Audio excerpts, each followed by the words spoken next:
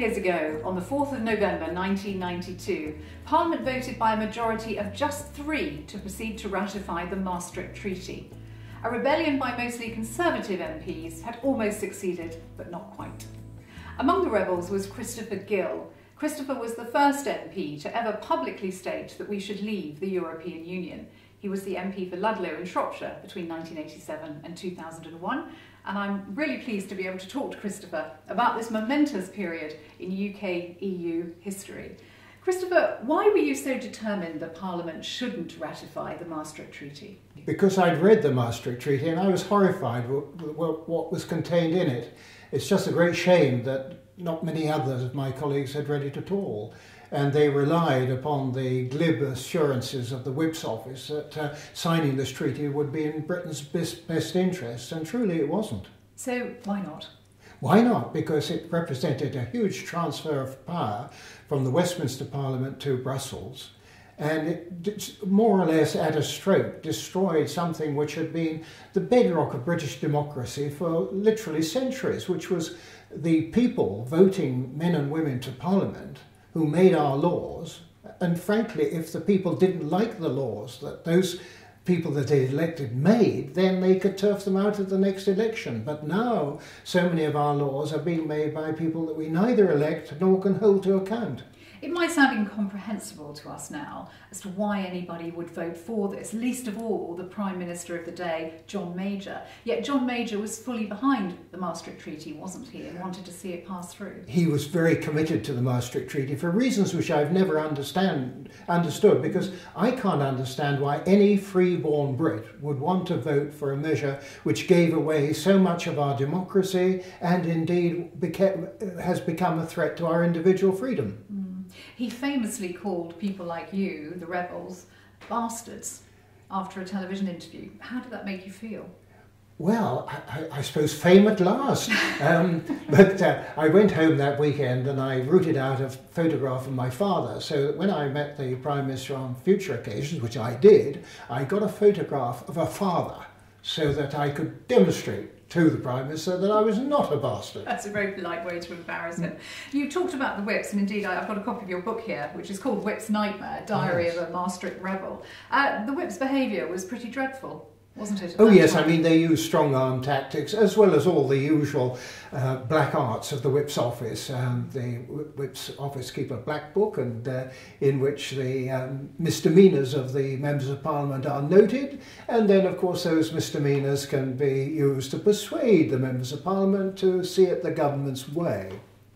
And did they try and persuade you? They obviously didn't have anything on you in this black book, or if they did, you weren't going to capitulate to it. Well, John Major did his best to find. I had an interview with him, and he went all round the track. He said, "Christopher, I know you've got a successful business. He said, I know you're happily married. Christopher," he said, "I know you don't want any preferment. You're not looking to become a minister."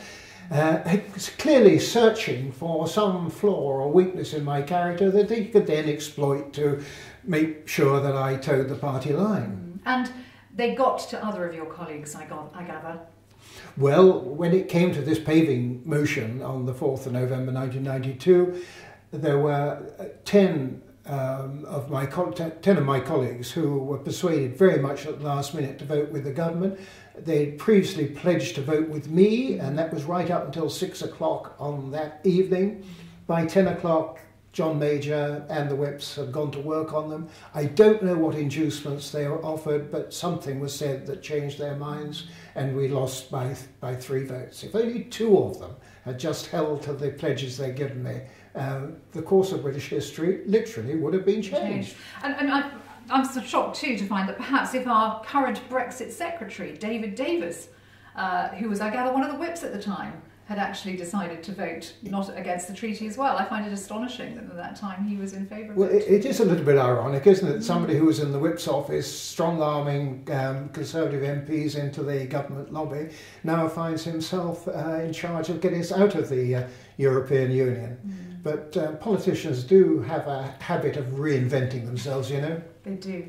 Now, John Major at the time was very much pushing for the Maastricht Treaty, but the rebellion, in a sense of, I think, of raising public awareness about what was going on, was arguably very successful. Indeed, he threw you out of the party. That was not taken very well with others. He lost the subsequent general election. Do you think there was an element that perhaps he cared more about staying in the European Union than he did actually about keeping the Conservatives in government? Yes. Really? Well, that must be the case, mustn't it? I and 7 others were thrown out of the party 12 months after Maastricht because we refused to vote in favour of the European Community's Finance Bill, which was to send more British taxpayers' money to that sink in Brussels, and we were chucked out of the party. Fine, we deserved to be because we'd broken the rules. We didn't respond to a 3-line whip. But on the other hand, you might have credited the Prime Minister with having worked out that when he did that, or if he did that, he would destroy his majority, which he did. Is history... And there's an interesting point there, because the following week, Ken Clarke, the Chancellor, came to the House of Commons with a proposal to increase VAT on domestic fuel. And we said, well, we're not going to vote for that. And the VAT on domestic fuel has remained at 5% ever since. He wanted to put it up by quite a large amount. Is history repeating itself, do you think? We had a situation where John Major lost the election. We now have, it seems, some members of Theresa May's cabinet would seemingly rather let Jeremy Corbyn into power than they would actually keep us in, actually lead us out of the European Union. Well, without a doubt, some members of Parliament in both parties, I might add, are behaving very, very badly because they had a clear steer from the British public in a referendum on the 23rd of June last year, which told our Parliament that we want to leave the European Union.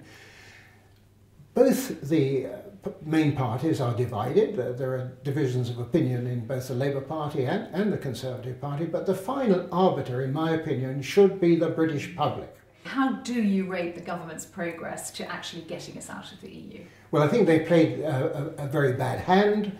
I believe that Britain is in a very, very strong position, but it doesn't seem to be actually negotiating it from a position of strength. It's put itself in the position of a supplicant at the EU's table. I would much prefer them to see them taking a much stronger line and telling the European Commission in no uncertain terms that we have decided to leave and we are going to sever our connections with all their institutions. But if they wish to continue trading with us on the same basis, then we're up for it, but the decision must be theirs.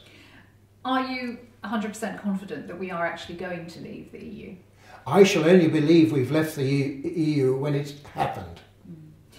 People say that you were a Conservative MP, you're now a proud UKIP member. Yeah. People say there is no more role for UKIP because we have one in our aims, but clearly you don't agree. No, I don't agree. I don't agree. I think the British public are...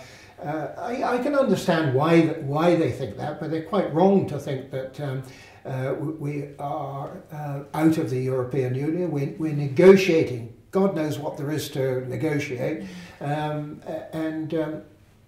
they've been sort of softened up to believe that it's all going to come right in the end, which is why we still need UKIP to keep up the pressure and indeed to give voters a party to vote for if we don't get the clean break with the European Union that we voted for. Christopher, it's been wonderful to talk to you about the Maastricht Treaty and current events. Thank you very much. Thank you.